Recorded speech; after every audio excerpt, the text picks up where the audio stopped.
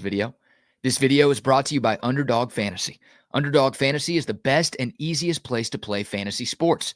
With daily and season-long contests, Underdog Fantasy gives you more ways to win than anyone else.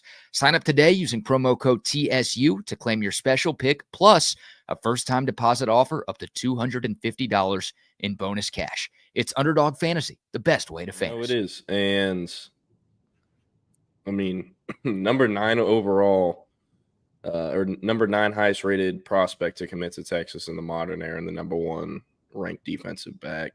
So he will play DB? Yeah, he's going to play safety at Texas. When was the last time you saw Jonah Williams? It's 7-on-7 at that TK Park in Arlington. Yeah. I was about to say, I'll say this, like seeing Jonah Williams before I left the recruiting beat, I think at the time probably would have been freshman going into a sophomore season, or maybe it would have been freshman going into a sophomore season. Man, you could see right away the traits, the intangibles, the size, the speed, the athleticism. I mean, he's a freak of nature, and you see Andrew Ivins putting him as the freak of the year or whatever on 247sports.com, and it's deserved. I mean, that kid is unreal. And then you look at the baseball side of things, like, my goodness, I know it's been tough over the course of the last 10 to 15 years for recruits to be able to actually play both sports and play them both at a high level. But I think when you look at a guy like Jonah Williams, I think he's got the intangibles to be able to do that, because what will that require? That will require him missing spring football, so he'll have to jump in fall camp and be ready to go. And then he'll also miss fall ball in baseball, which means he'd have to jump in January and be ready to go. I think this is a guy that could do that. I mean, you look at the way he approaches things. He's a professional through and through. This kid's going to be really special. Yeah. Yeah, no, and he will play safety at Texas. Originally, Jeff Cho was actually who offered him. Texas was among plenty of other schools recruiting him at linebacker, because that's that's still what he's listed at by 247 Sports. It's a linebacker. They do think he projects better to linebacker, but they are eventually going to switch it to either safety or athlete. So I want to let y'all know that. But Cho was originally who recruited him, and I mean, Texas, I don't want to say they got off to an early lead, but because of Jeff Choate, they were in a pretty good early position. And as it went along, he got a lot more offers. And he kind of became, we all know his recruitment was a little all over the place, right? But for a big chunk of it, it was his favorite school was whoever he visited most recently, or whoever talked to him on the phone most recently, right? So once that kind of started happening, Texas kind of took a back seat to everyone. As I've said a lot on the show, Texas will always recruit at their own pace, and I mean that's what they were doing. And he kind of made the decision, I want to play safety. Everyone switched to recruiting him to safety. I don't think Texas necessarily got the memo, because they were still recruiting him at linebacker all of last fall when everyone had started to switch to safety.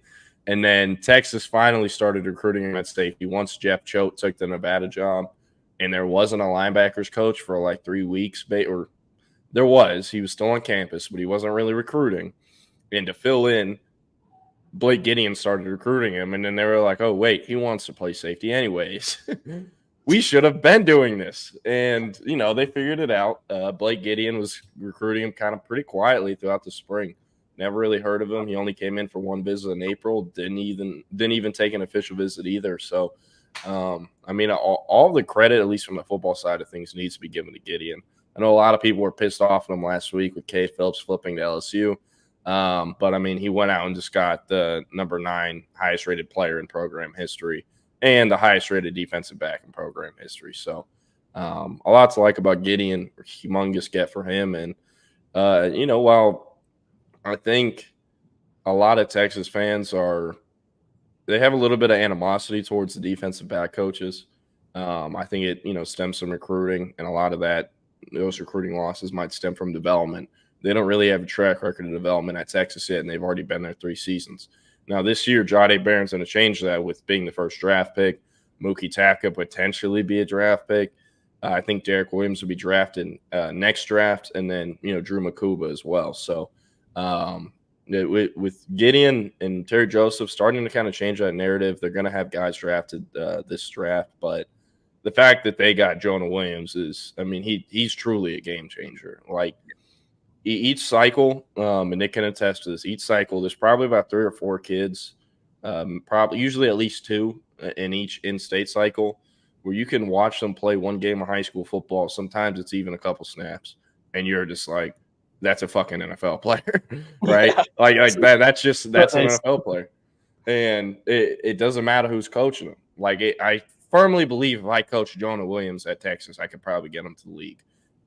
Same thing as like, I firmly believe if I had to ever coach like Evan Stewart or Micah Hudson or DeCorey Moore, like guys that are that caliber in college, I could probably get him to the league. And that's how I look at Jonah Williams. He's that good. So it'll be interesting how he's going to balance football and baseball. He did say he split his recruitment in half. It was 50-50 based on football and baseball. That is what he's saying. Football is the primary sport here. If he ever whittles it down and has to only play one sport, it's going to be football. So I'll say that. I think question I have for you on Jonah before we move on is I assume he would not be early enrolling since he's got a baseball season. Yeah, so I'm going to go see Jonah on Thursday, and I'm going to kind of try to figure out more of those kind of details. Hank was at his ceremony and spoke to him afterwards and interviewed him. And on record, Jonah did say he is going to be early enrolling in January. But in talking to Hank and some other people who were there at the ceremony, the Galveston Ball baseball coach thinks, or at least it sounds like he thinks you might be able to get him to play a senior season of baseball. I'm sure that's what he's pushing for, considering he's essentially a 5-star baseball prospect. But Jonah did say he's going to early enroll, so I'm very curious how that'll work out. And again, I'm going to see him play Manville on Thursday, so I'm going to ask more about that. So Antoine, yes, you did say, and so Hank, in those types of things, when we need to get that type of content out ASAP, Hank sends me the interview as soon as he hits stop recording. Okay, Tommy. And damn, Tommy just threw me off. And he did say he's going to start or he's going to enroll at Texas in January, and that he'll be starting with Schlossnagle, not Sarkeesian. Gotcha. So again, that's what he says is going to happen. But as I've reported often with Jonah Williams, we got to see it happen first. So that's going to be strange. Are there any concerns about him taking visits elsewhere or? I mean, with a guy like Jonah Williams, especially one that's this good and that took this many visits throughout the process and all this, there's always going to be concern. Hank didn't ask him when he interviewed him Saturday if it's shut down, but the people I did talk to in Galveston County leading up to this commitment, they all said basically, look, if he's going to commit to UT, A&M, or LSU, we think it's done. We think that's where he's going, because Jonah has mentioned to a lot of people that helped him come to this decision throughout that process that once I make this commitment, I want it done. Like, I'm tired of all these coaches calling me. I'm tired of all this stuff going on. Tired of all these media guys. Yeah, exactly. I want to be settled in and, focused on my decision on my senior year. And the decision was Texas. Now, throughout this whole time, the people I would talk to, my sources in Galveston, would say, if the decision is Texas, LSU, A&M, it's done. Now, if he's going to commit to Oregon or USC, that's where I'll be committed to, but he ain't signing there. That's what everyone told me the last few weeks. So with him committing to Texas, I expect him to hold on to his commitment up till signing day and him eventually to sign with Texas.